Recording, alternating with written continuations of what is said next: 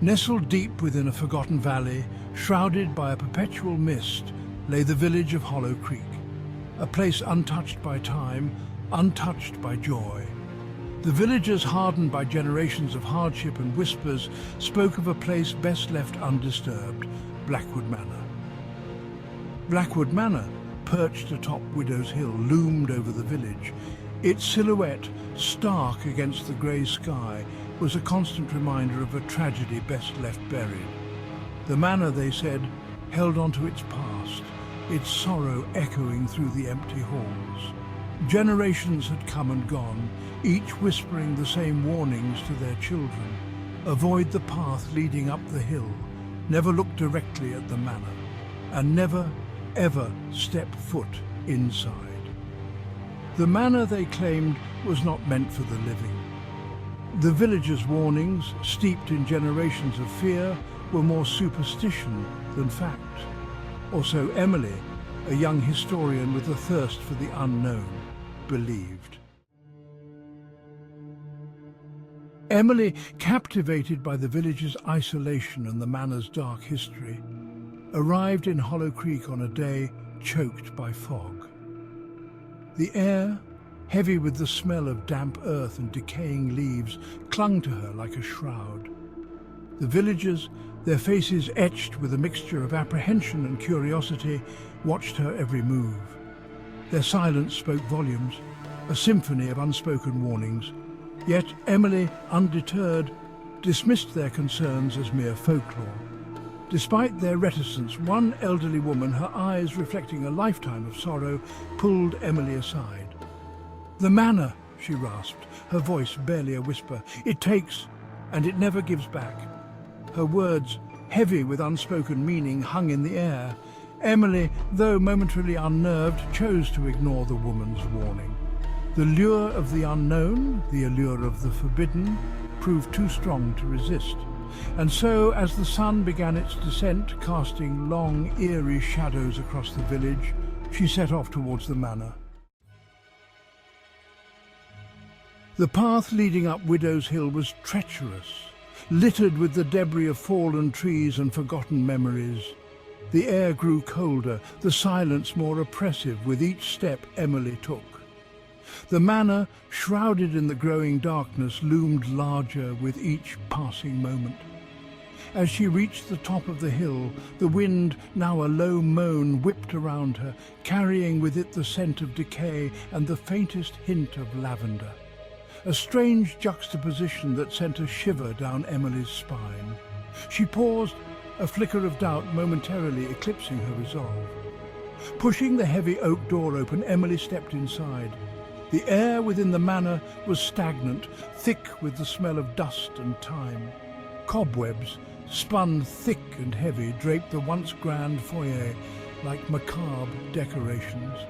The only light came from the sliver of moon shining through the grimy windows, casting long, dancing shadows.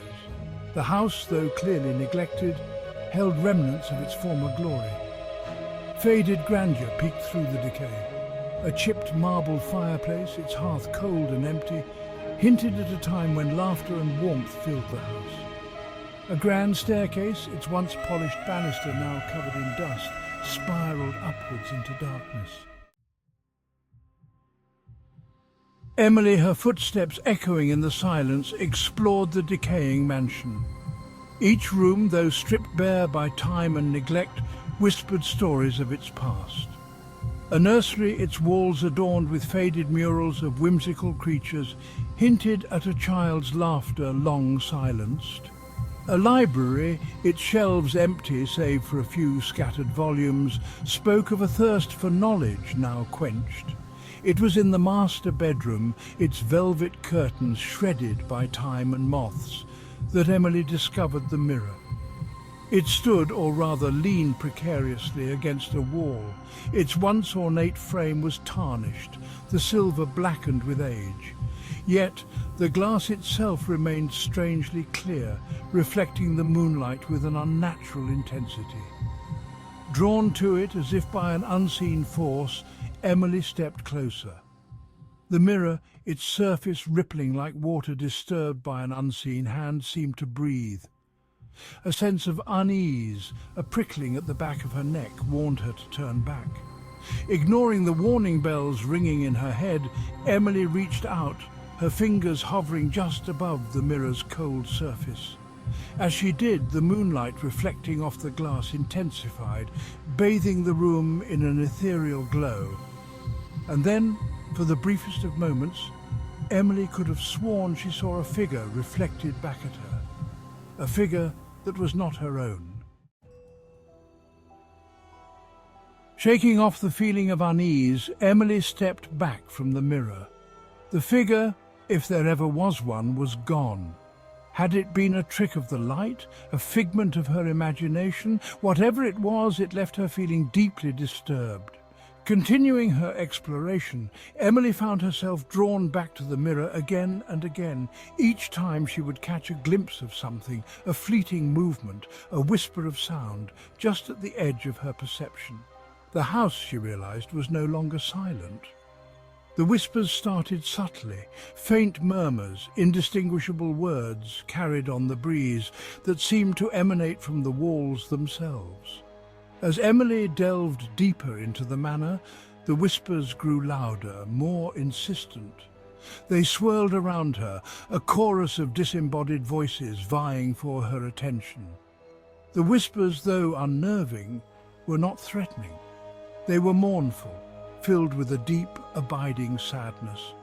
Emily, her historian's curiosity now battling with a growing sense of dread, found herself trying to decipher the whispers, to understand the sorrow that permeated the very fabric of the house. The sun began its final descent, casting the manor in an eerie twilight. The shadows, growing longer and more pronounced, seemed to writhe and twist, taking on shapes both familiar and unsettling.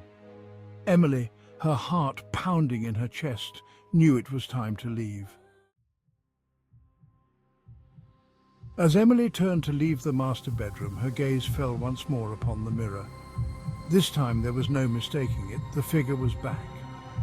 Standing behind her, reflected in the glass, was a woman. Her face, though obscured by shadows, held an expression of profound sorrow. Emily whirled around, but the room was empty. Heart pounding, she stumbled back towards the mirror. The figure in the glass mimicked her movements, its eyes, two pools of darkness, locked onto hers. Emily, her breath catching in her throat, realized with a growing sense of horror that the figure was not merely a reflection. It was moving independently of her. As Emily watched, transfixed by fear and morbid fascination, other figures began to emerge from the mirror's depths. A man, his face etched with anger and despair. A young girl, her eyes wide with terror.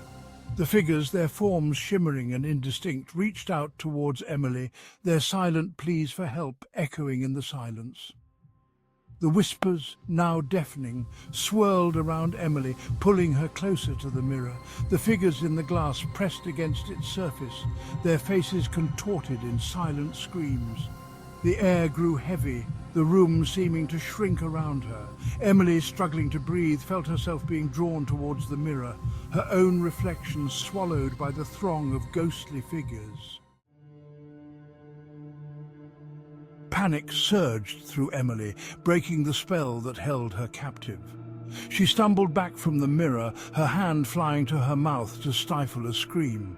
The figures, their forms already fading, reached for her one last time before receding back into the mirror's depths. Turning, Emily fled the room. She didn't dare look back, the echoes of the whispers and the chilling sight of the ghostly figures spurring her on. Down the grand staircase she ran, her footfalls loud in the oppressive silence. Through the darkened halls she flew, each room a blur of shadows and dust. The front door, her only escape, seemed an eternity away. The air grew colder, the whispers more insistent, urging her to stop, to turn back. But Emily, fueled by terror and adrenaline, didn't dare slow down. The manor, she realized with a sickening certainty, wanted to keep her. Reaching the front door, Emily fumbled with the heavy handle. It wouldn't budge. Panic rising in her throat, she rattled the handle, throwing her weight against the unyielding wood. The whispers, now a cacophony of voices, seemed to mock her, their laughter echoing in the darkness. With a final desperate shove, the door burst open, sending Emily sprawling onto the cold stone steps. Scrambling to her feet, she slammed the door shut behind her, the sound echoing through the night like a death knell. Leaning against the rough wood, her chest heaving, Emily looked back at the manor. The manor, bathed in the pale moonlight, seemed to watch her, its windows like judging eyes. The whispers, though fainter now, still reached her, a chilling reminder of the horrors she had witnessed. Taking a shuddering breath, Emily turned and fled down the hill, not daring to look back. Through the deserted village streets Emily ran, her lungs burning, her legs screaming for respite. The villagers, their faces illuminated by flickering candlelight, watched her pass with a mixture of fear and grim understanding. No one tried to stop her, no one offered her shelter. It was only when she reached the outskirts of the village, the manor no longer visible behind her, that Emily finally slowed to a stop. She collapsed onto the dew-covered grass, her body trembling with exhaustion and terror. The whispers, finally silent, were replaced by the pounding of her own heart. As dawn painted the sky with hues of rose and gold, Emily stumbled to her feet and looked back at the village. Hollow Creek, still shrouded in mist, seemed to huddle in on itself, a place of secrets best left undisturbed. Emily, her breath catching in her throat, knew she could never return. Leaving the village behind, Emily tried to put the events of that night out of her mind. She returned to her life, to her research, but the memory of the manor, the whispers and the faces in the mirror lingered, a haunting melody that refused to be silenced. She tried to rationalize what she had seen, to explain it away as a trick of the light, a hallucination brought on by stress and exhaustion. But deep down, in the quiet moments before sleep, when the shadows lengthened and the whispers returned, she knew the truth. Blackwood Manor was not a place to be trifled with. One evening, several weeks after her harrowing experience, Emily found herself standing in front of her bathroom mirror. As she looked at her reflection, she noticed something different. Her eyes, once filled with curiosity and a thirst for knowledge, now held a flicker of fear, a shadow of the terror she had witnessed. Reaching out, her hand trembling slightly, Emily touched the surface of the mirror.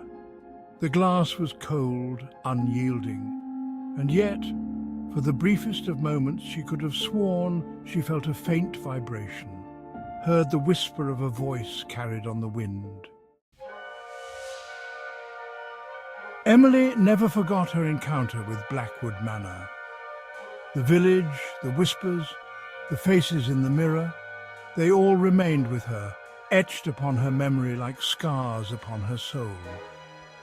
The experience, though terrifying, had irrevocably changed her, leaving her with a profound understanding of the darkness that can lurk beneath the surface of the world, a darkness that whispers in the shadows, waiting for the unwary to listen. And sometimes, late at night, when the world around her slept, Emily would find herself drawn back to the mirror, her reflection gazing back at her with haunted eyes.